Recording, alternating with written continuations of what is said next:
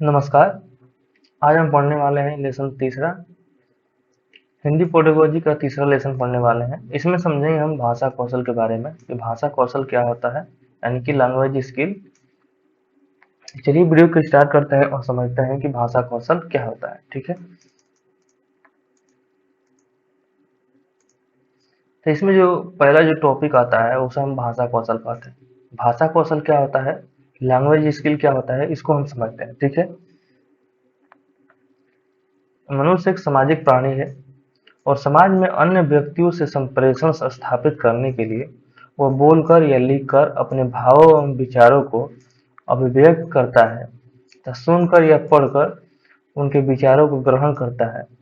भाषा से इस संबंध भाषा से संबंधित इन चारों क्रियाओं का प्रयोग करने की क्षमता को भाषा कौशल कहा जाता है।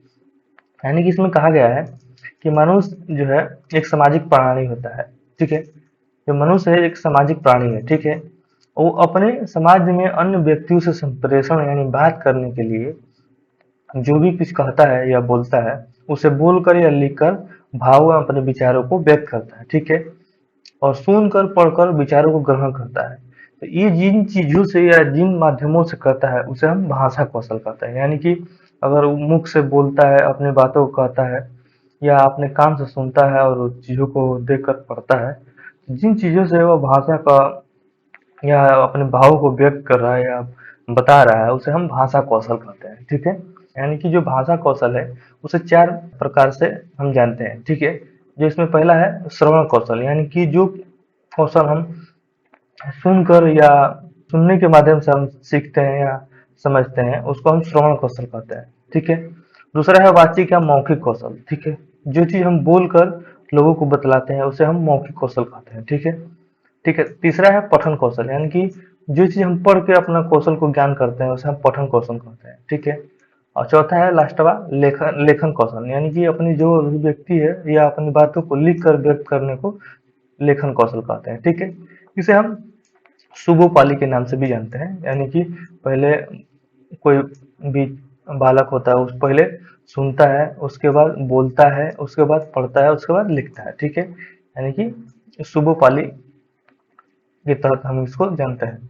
ठीक है, तो ये भाषा कौशल के चार प्रकार होते हैं जिसे हम सुबोपाली भी बोलते हैं, यानी सुनना, बोलना, पढ़ना, लिखना। ठीक है, सुबोपाली बोला जाता है। ठीक है, अब एक एक करके इनको समझते हैं। ठीक है, ठीक है, तो इसमें पहला आता है श्रवण कौशल, यानी कि हम जब किसी चीजों को सुनेंगे या समझेंगे तभी जाकर कुछ कह पाएंगे। ठीक है, तो इसमें पहला आता है श्रवण कौशल। अब श्रवण कौशल क्या होता है इसको हम देख लेते हैं। तो श्रवण कौशल यानी कि लिसनिंग स्किल के संबंध कर्ण से है, यानी कानों से है, अर्थात कानों से है।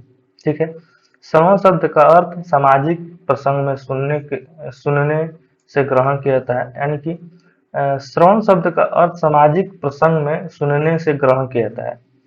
छात्र कविता, कहानी, भाषण, वाद विवाद आदि का ज्ञान सुनकर ही प्राप्त करता है और उसका अर्थ भी ग्रहण करता है। यानी कि श्रवण कौशल का मतलब यह है कि जो भी हम समाज में या जो भी कुछ सामाजिक क्रिया होती है उसे हम सुनकर ही ग्रहण करते हैं। ठीक है, जैसे कि मान लीजिए कि कोई कविता हुआ, मान लीजिए कि कोई कविता हुआ या भाषण हुआ या वाद विवाद हुआ, तो इन चीजों को हम सुनकर ही उसका अर्थ ग्रहण कर पाते हैं और समझ पाते हैं कि क्या कहा जा रहा है। ठीक है, तो श्रवण कौशल का बेसिक मतलब यह है कि हम जिन चीजों को सुनकर उसका अर्थ ग्रहण करते हैं उसे हम श्रवण कौशल कहते हैं। किसी चीज को अर्थ ग्रहण या किसी चीज को शुरुआत करने के लिए या किसी चीज को जानने के लिए पहले हमको सुनना पड़ता है कि क्या कहा जा रहा है, उसके माध्यम से ही हम अपना विचार बना पाते हैं कि क्या करना है और कैसे करना है। ठीक है, तो ये श्रवण कौशल रहा। इसके बाद हम समझ लेते हैं, देखते हैं अगला क्या है। कि अगला है श्रवण कौशल शिक्षा का महत्व, यानी कि जो श्रवण कौशल होता है वो शिक्षा का इसका महत्व क्या होता है, ये अध्यापकों द्वारा बच्चों को कैसे या सिखाया बताया जाता है, इसको हम देख लेते हैं। ठीक है, इसमें पहला आता है बच्चे जन्म परंपरा ही सुनने लग जाता है या ध्वनियों को उसके मन मस्तिष्क पर अंकित हो जाता है और बच्चे के भाषा ज्ञान का आधार बन जाता है। यानी कि जो बच्चे होते हैं वो जन्म से ही ध्वनि को सुनने लगते हैं और मस्तिष्क में उसको अंकित करने लगते हैं। ठीक है। और बच्चों में इस तरह जब घर के आसपास रोज ध्वनियों को सुनता है तो उसका भाषा ज्ञान बढ़ने लगता है। ठीक है। चीजों को जानने लगता है कि कौन सी भाषा क्या चीज कहने के लिए बोली जा रही है। ठीक है। तो बच्चा श्रवण कौशल के माध्यम से ही भाषा को पहले जानने लगता है। ठीक है। इसके बाद दूसरा है, श्रवण कौशल ही अन्य भाषाई कौशल को विकसित करने का प्रमुख आधार होता है। यानी इसमें दूसरा कहा गया है कि जो श्रवण कौशल यानी जो सुनने का जो कौशल है वो भाषा कौशल को विकसित करता है। ठीक है। ये प्रमुख उसका आधार बनता है। यानी कि जब हम किसी चीज को या भाषा को सीखना होगा तो हम पहले सुनेंगे, उसके शब्दों को जानेंगे, तभी अपने भाषा को सुधार पाएंगे या अपने भाषा को बोल पाएंगे। ठीक है। इसके बाद तीसरा आता है, इसमें इससे लेखन कौशल के विकास में सहायता मिलती है। ठीक है। यह व्यक्तित्व के विकास में भी सहायक है। ये व्यक्तित्व के विकास में भी सहायक है। ठीक है। इसमें कहा गया है कि जो चीज हम सुनते हैं उसको सुनकर ही कुछ लिखने का हम कार्य करते हैं। यानी कि जब तक हम सुनेंगे नहीं, चीजों को लिख नहीं पाएंगे। ठीक है। तो इसका कहने का मतलब है कि हम सुनने के श्रवण कौशल के माध्यम से भी लेखन कौशल का विकास हम करते हैं। ठीक है। इसे कहने का मतलब है। ठीक है। इसके बाद हम अगला देखते हैं, अगला क्या है। इसके बाद अगला है श्रवण कौशल शिक्षण के उद्देश्य। यानी कि जो श्रवण कौशल का शिक्षण का उद्देश्य है क्या क्या है, इसको देख लेते हैं। ठीक है। इसमें पहला है श्रुत सामग्री को भली भांति समझकर, सुनकर, अर्थ ग्रहण करके करने की योग्यता का विकास करना। यानी कि जो श्रवण कौशल है उसमें क्या होता है कि हम जो भी सामग्री हमारे पास मौजूद होती है उसको हम भली भांति समझते हैं कि ये क्या कहा जा रहा है, और उसको सुनकर हम उसका अर्थ ग्रहण करते हैं कि कौन सा अर्थ क्या या कौन सा शब्द क्या हमको बतलाता है। ठीक है। तो श्रवण कौशल के माध्यम से हम चीजों को सुनते हैं, समझते हैं और उसका अर्थ निकालते हैं। ठीक है। इसके बाद दूसरा है छात्रों को मानसिक एवं बौद्धिक विकास करना है। यानी कि श्रवण कौशल के माध्यम से हम बच्चों के छात्रों के जो है मानसिक और बौद्धिक विकास भी श्रवण कौशल के द्वारा होता है। ठीक है। इसके बाद तीसरा है छात्रों की मौलिकता की वृद्धि होती है। यानी कि श्रवण कौशल के माध्यम से छात्रों की मौलिकता की भी वृद्धि होती है। ठीक है। इसके बाद चौथा है भाव, विचारों और तथ्यों का मूल्यांकन कर सकना। यानी कि जो श्रवण कौशल है वो व्यक्ति के भाव को, विचारों को और तथ्यों के मूल्यांकन करने में भी सहायक होती है। ठीक है। तो ये श्रवण कौशल के शिक्षण के उद्देश्य है। ठीक है। इसके बाद हम अगला देखते हैं, अगला क्या है। इसके बाद है श्रवण कौशल की शिक्षण विधियां। यानी कि श्रवण कौशल में कौन कौन सी शिक्षण विधियां है उसको देख लेते हैं। ठीक है। तो श्रवण कौशल की शिक्षण विधियां निम्नलिखित है। इसमें पहला आता है स्वस्वर वाचन। स्वस्वर वाचन क्या होता है कि जब हम कोई अध्यापक पढ़ा रहा है, वो कोई शब्द को बोल रहा है और बच्चा उसको दोबारा दोबारा बोले तो उसे हम स्वस्वर वाचन कहते हैं। ठीक है। इसके बाद दूसरा आता है प्रश्नोत्तर विधि। प्रश्नोत्तर विधि में क्या होता है कि कोई अध्यापक कोई पाठ पढ़ा लेता है या कोई चैप्टर पढ़ा लेता है और उससे संबंधित प्रश्नों को बच्चों से पूछता है और बच्चे उस प्रश्न के जवाब देते हैं। तो ये श्रवण कौशल के माध्यम से मतलब बच्चे सुनते हैं, उसके बाद जवाब देते हैं। ठीक है। तो ये श्रवण कौशल के तहत आता है। इसके बाद कहानी कहना और सुनना विधि। यानी कि कोई अध्यापक किसी कहानी को बच्चे के सामने सुनाता है, बच्चे उसे श्रवण कौशल के माध्यम से सुनते हैं और उसके बाद अपना श्रवण कौशल के माध्यम से सुनते हैं और फिर पुनः वो अध्यापक उन बच्चे से कहानी सुनने के लिए पुनः बोलता है। तो इसमें श्रवण कौशल और मौखिक कौशल दोनों का भी विकास होता है। ठीक है।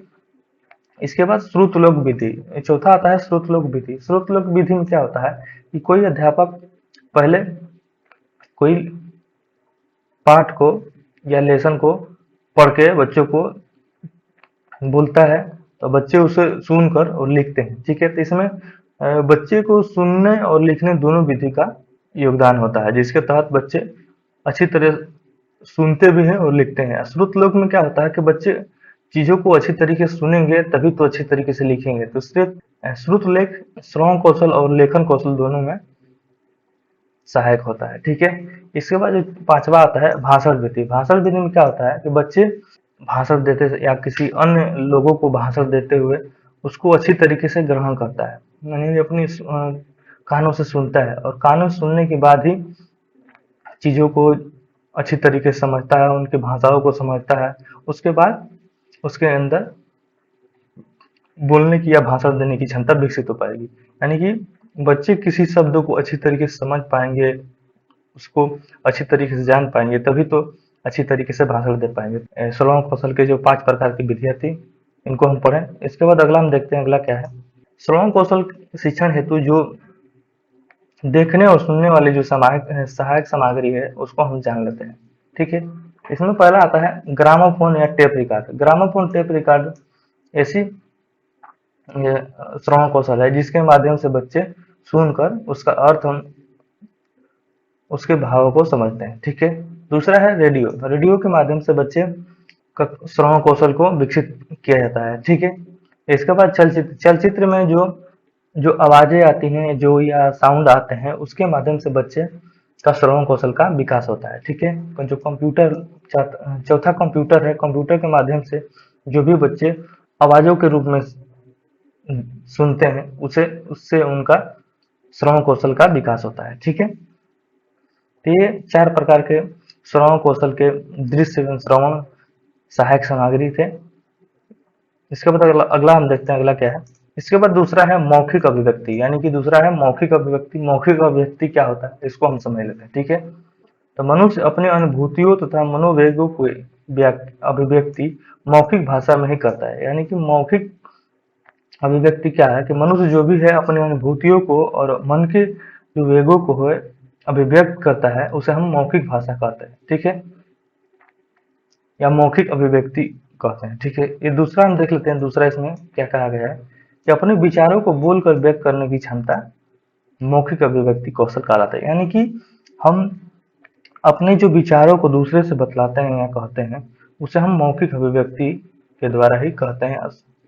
ठीक है, अपने विचारों को बोलकर व्यक्त करना दूसरे के सामने मौखिक अभिव्यक्ति के द्वारा ही होती है। ठीक है, यानी कि मौखिक अभिव्यक्ति के द्वारा ही हम अपने विचारों को बोलकर व्यक्त करते हैं। ठीक है, दूसरे के सामने। ठीक है, तो ये मौखिक अभिव्यक्ति है। इसके बाद अगला हम देखते हैं, अगला क्या है इसमें। अगला है मौखिक अभिव्यक्ति का महत्व, यानी कि मौखिक अभिव्यक्ति का क्या महत्व है, इसको देख लेते हैं। इसमें पहला है मौखिक भाषा ही अभिव्यक्ति का एक सहज एवं सरल माध्यम है। यानी जो मौखिक भाषा है, यानी बोलकर जो भाषा यानी कि मौखिक जो भाषा है, वो अभिव्यक्ति का एक सरल एवं सहज माध्यम है। यानी कि जो भी कुछ हम अपने भावों को व्यक्त करते हैं, वो बोलकर ही व्यक्त किया जा सकता है। ठीक है, एक सरल रूप है।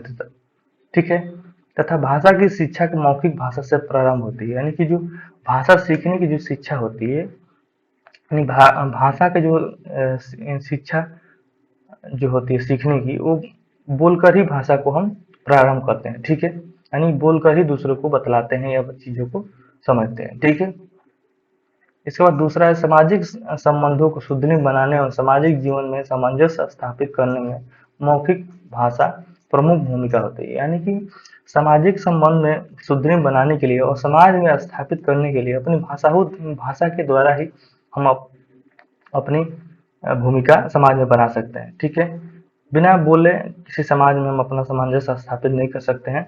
समाज से जब बोलेंगे और समझेंगे तो उससे हम उनकी बातों को, अपनी बातों को रख पाएंगे। ठीक है, तो मौखिक अभिव्यक्ति अत्यंत महत्वपूर्ण है भाषा को बोलने और उसको संप्रेषण करने में। ठीक है, इसके बाद अगला हम देखते हैं, अगला क्या है। इसके बाद अगला है मौखिक शिक्षण के उद्देश्य, यानी कि मौखिक जो शिक्षण होते हैं उससे कौन कौन से उद्देश्य होते हैं, इसको हम देख लेते हैं। ठीक है, तो इसमें पहला आता है बालकों के उच्चारण शुद्ध एवं परिमार्जित होता है। यानी कि मौखिक शिक्षण के उद्देश्य से क्या होता है कि बालक किसी शब्दों को अच्छी तरीके से शुद्ध रूप से बोल पाता है। ठीक है, अच्छी तरीके से दूसरे व्यक्ति को समझा पाता है शुद्ध उच्चारण करके। ठीक है, इसमें मौखिक शिक्षण के माध्यम से बालक शब्दों को अच्छी तरीके से बोल पाता है, उसको शुद्ध रूप से बोल पाता है, ताकि लोग उसके बातों को समझे और उसका भावनाओं को समझ पाए कि वह क्या कह रहा है। ठीक है, इसके बाद दूसरा है छात्रों में स्वाभाविक ढंग से परस्पर वार्तालाप करने की आदत विकसित करना, छात्रों को धारा प्रवाह वाणी में बोलना सिखाना। यानी कि इसे कहने का मतलब दूसरा यह है कि छात्रों में जो है मौखिक शिक्षण के माध्यम से उनको एक दूसरे से बात करने की आदत विकसित कराना होता है, तथा छात्रों में जो भी रुक रुक के बोलने या रुक रुक के बतलाने में जो भी उनको दिक्कत महसूस हो रही है, वो मौखिक शिक्षण के माध्यम से उनको धारा प्रवाह में बोलना सिखाना होता है। ठीक है, इसके बाद तीसरा होता है छात्रों को शुद्ध उच्चारण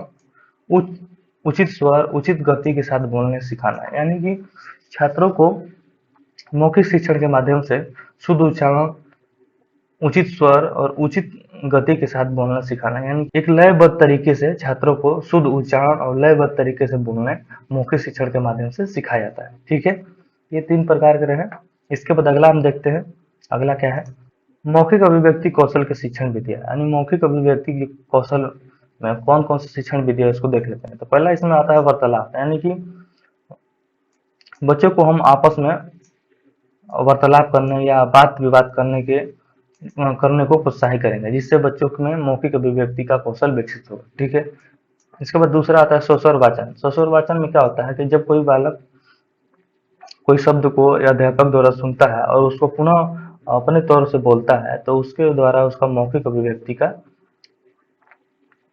अभिव्यक्ति के कौशल का विकसित होता है। ठीक है, विकास होता है। ठीक है, तीसरा आता है प्रश्नोत्तर विधि। प्रश्नोत्तर विधि में क्या होता है कि जो अध्यापक प्रश्नों को पूछता है और बच्चा उस प्रश्न को बताता है, तो उसके माध्यम से बच्चे में मौखिक अभिव्यक्ति के कौशल का विकास होता है। ठीक है, और चौथा आता है कहानी सुनना। कहानी सुनने का मतलब यह है कि जब कोई अध्यापक कोई कहानी सुनाता है और उसके द्वारा फिर पुनः से बच्चे उस कहानी को सुनाता है, और कहानी सुनाने के द्वारा जो बच्चा होता है उसमें मौखिक अभिव्यक्ति के कौशल का विकास होता है। ठीक है, पांचवा आता है भाषण। भाषण के माध्यम से भी बच्चों में मौखिक कौशल का विकास होता है। ठीक है, वाद विवाद क्या होता है कि जब कोई बालक कोई विषय पर कोई विषय पर वाद विवाद करता है, तो उससे मौखिक अभिव्यक्ति की कौशल का विकास होता है। ठीक है, तो ये 6 प्रकार के जो है मौखिक अभिव्यक्ति के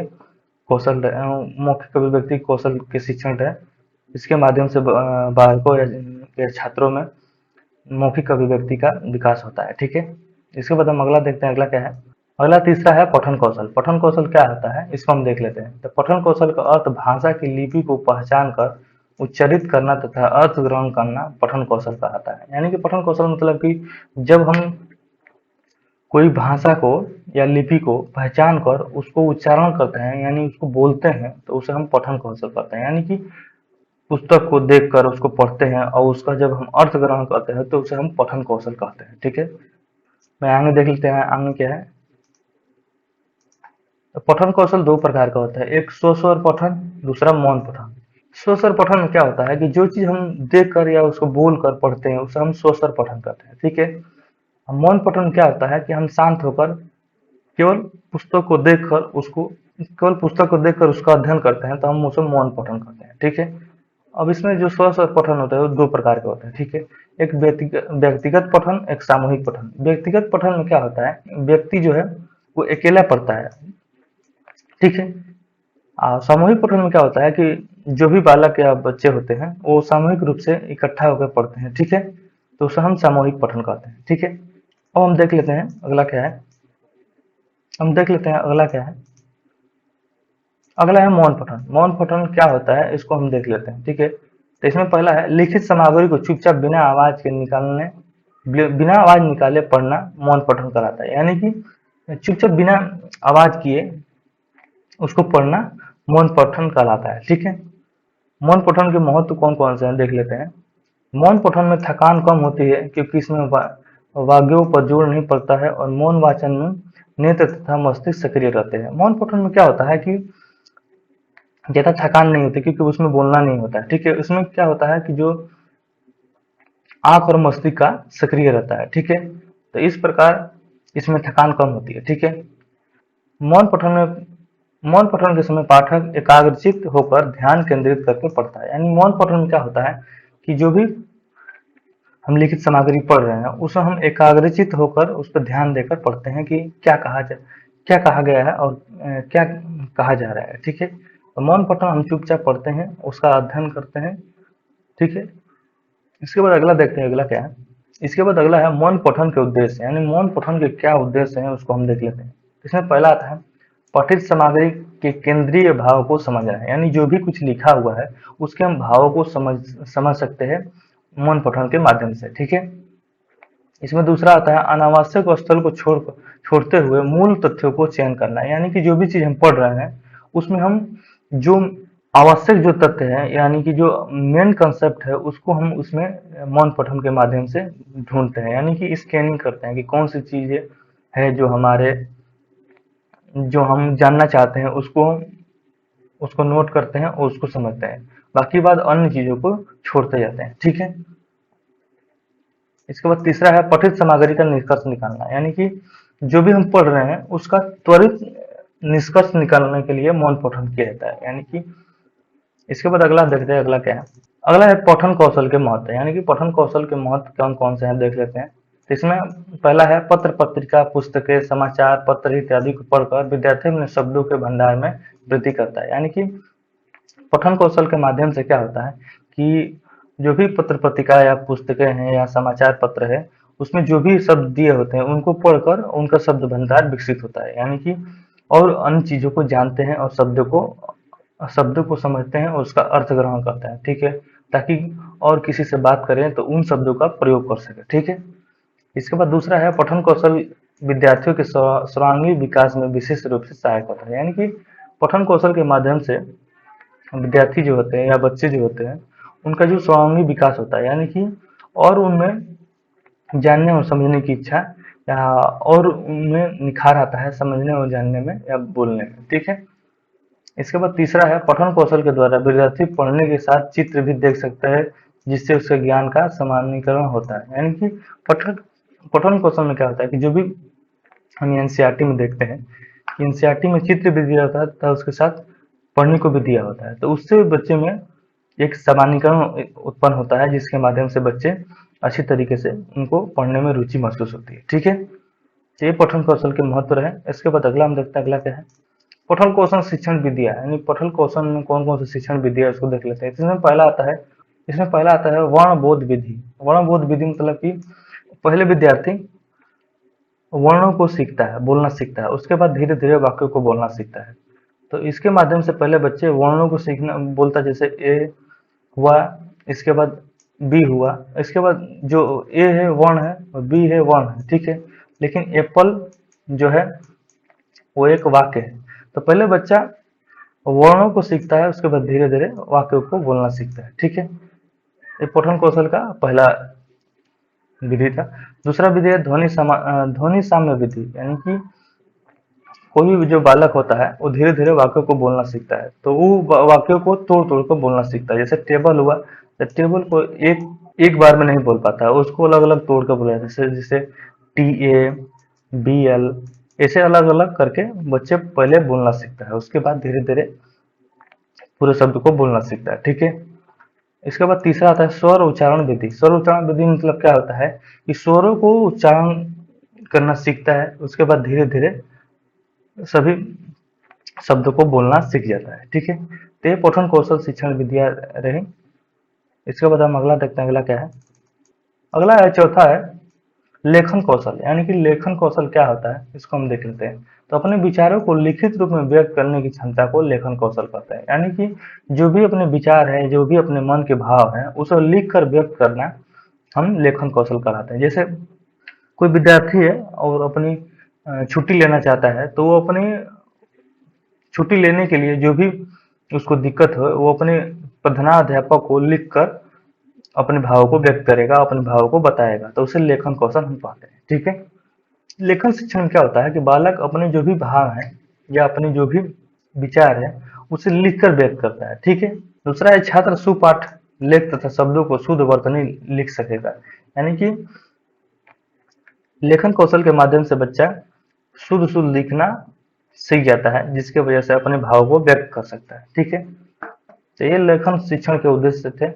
इसके बाद अगला हम देखते हैं, अगला क्या है। लेखन शिक्षण में क्या होता है कि जो भी बच्चा कोई शब्द को लिख रहा है, उसमें उसकी लेखन शिक्षण के माध्यम से बच्चे अच्छी तरीके से लिखना, शब्दों को सुडौल बनाना सीख जाते हैं और स्पष्ट लिखना सीख जाते हैं। ठीक है। दूसरा है इसमें प्रभावशाली एवं क्रमबद्धता होती है, यानी कौन सा शब्द किस समय और कौन सी शब्द का कहाँ प्रयोग होता है, इसके माध्यम से लेखन कौशल के माध्यम से उसमें विकसित हो जाती है, लिखने की क्षमता विकसित हो जाती है। ठीक है।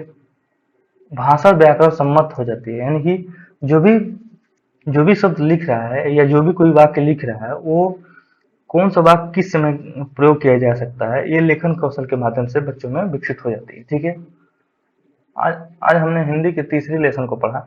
तीसरी लेसन में हम हिंदी के भाषाई कौशल को पढ़ा, भाषाई कौशल के बारे में जाना। अगली वीडियो में मिलेंगे, तब तक के लिए धन्यवाद, नमस्कार।